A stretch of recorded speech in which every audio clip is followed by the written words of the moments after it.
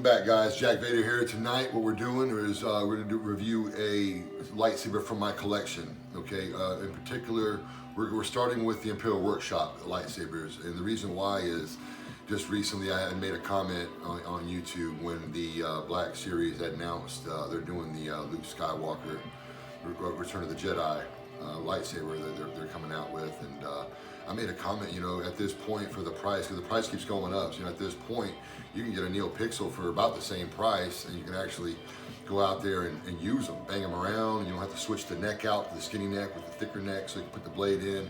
You know, I just don't understand, you know, what the draw is, you know, especially with the neopixel blade. I'm going to show you in a second. It's going to look like it's a special effect, but it's not, okay? When I turn this thing on, you know, I got the lights dimmed a little bit. We're up here in the game room, and I got the lights dimmed just a little bit, so just so I don't have to turn them off, so we can kind of see what's going on with the blade and everything. We're going to go through a couple different modes. I'm not going to go through every single one of them because, you know, I'm going to have 3 different Imperial Workshop lightsaber reviews. I'll probably go more in depth with every single, what they call fonts, which is basically the sound and the hum that belongs to a particular character. So right now I got it set with the Luke Skywalker font. So this is the hilt. Okay, basically when you buy this thing from Imperial Workshop, you have to buy the trigger box separate. Okay, it's like another 35 bucks. They're always sold out, but you just get stuff on the email list. They'll hit you up as soon as they get one in and get one out to you. And it's simple. You just take a screw out, slide this thing on, and it gives it that look. It doesn't light up like the movie does. That's the only thing I wish it did. But I don't know. Maybe later on you can figure something out. I don't know. But with the blade, what I was telling you about with the Hasbro version, you have to screw this whole neck off to get the blade, you know, sturdy enough down into the hilt. And this has the cup just elongated long enough where you can get a good portion of it in there, and with the retention screws, it's sturdy. I mean, you can swing this thing around. Okay, so to ignite it, you know, you just hit the button, and there you go. Okay, and I know it picks up really good on camera, but even in person, I mean, this thing, especially when you turn the lights down, this thing, it looks like a lightsaber in your hand. Okay, and it's got motion control where, I mean, you can hold the button down for a few seconds and it'll retract, but you can also, all you have to do the half twist and it'll retract the same way. You can also ignite it the same way with the quick jab. Okay, so you can do it either way, and you know, just to let you hear that thing again. The speaker in this one is pretty good. Okay, I got another one from Imperial Workshop, which is the Obi-Wan Kenobi hilt, episode 4, I believe. That's probably the best speaker I have in my collection. I'm gonna do another review on that one a little later, but you'll see. But this one sounds pretty good too, and it's got the what they call the smooth swing, and this is where they really kill it. Is when you can move it ever so slightly, or even when you speed it up, the volume it changes with your movements. Okay, it's got a couple different features as well. Like it's got every time you do a clash, it's gonna randomize where the actual spot hits on your blade. But as far as when you clash, it's accurate. Every time you clash, it looks like the thing is going off, and you know, in the middle of a play duel, you know, it looks legit. And this is the lockup where you just got to hold the button down and hit the hilt.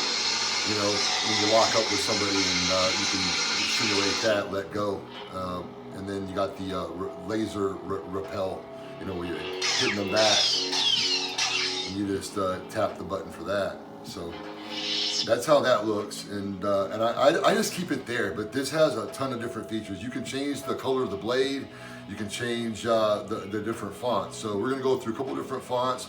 I'm not gonna go through every single one of them because it takes a long time, and like I said, I got a couple different other ones from Imperial Workshop, and they're all gonna have pretty much the same ones programmed in there. These are like the Xenopixel soundboards. I have no idea how to program them, but I know you can pull the SD card out, and they actually send you the port for the SD card. So I know you can hook it up to your computer and do the files and all that, but I just don't know how to do it. So you know, but I really just buy it for the font that I want, which is in this case Luke Skywalker's font. so I got that. But to change it, all you have to do is hold the button down and it's gonna cycle through. Codex of light. It's gonna hit you a sound bite and that'll give you like a clue to the character that you're gonna see. So unite it the same way. And that's the neopixel, you know, they have like, I don't know how many LEDs, like 178, I believe, LEDs. And they give you all kind of crazy effects, and you kind of just play with it. Cyber terror. Gives you all kind of different ignition styles and colors. And with that comes a different sound as you swing and clash and the whole deal. So if you're into all that, there's a couple of different cool ones on here.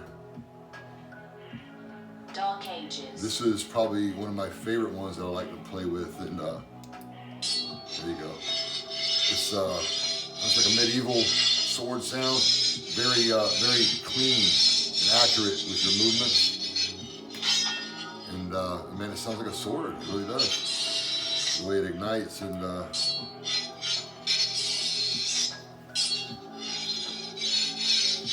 I think sounds awesome, but you know, and I got it set to blue, and you can change that in the color wheel. I'll do that in another video, but it's very simple.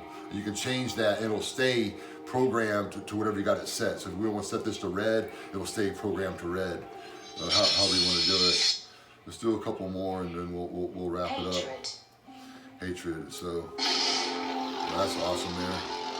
So this is probably like a Kylo Ren sound font. I don't know what his lightsaber sounds like, but I know it looks like that.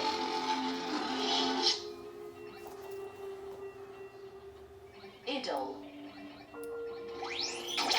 And sometimes it does these very strange ignitions where it kind of ignites out of nowhere, so I don't know. But you can keep going that direction, or you can go backwards the other direction in your sound fonts by holding it, like I'm gonna say 1.5 seconds. Hatred. And it'll come back the other direction, so you can get it back to wherever you want. So that's the Revenant hilt from Imperial Workshop, guys. A really good blade.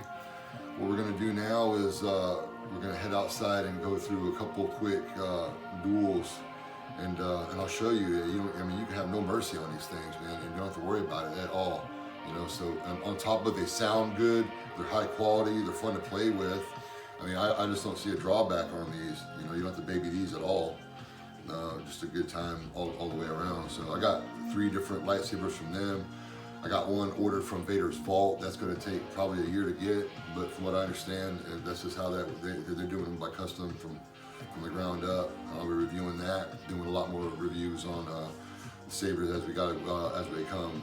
He's got a dark saber we're gonna do a review on, and I got another company that I got for Darth Vader's lightsaber, so we'll go over that one as well. All right, guys, thanks for tuning in. If you got any questions, just hit me in the comments, and I'll be glad to get back to you.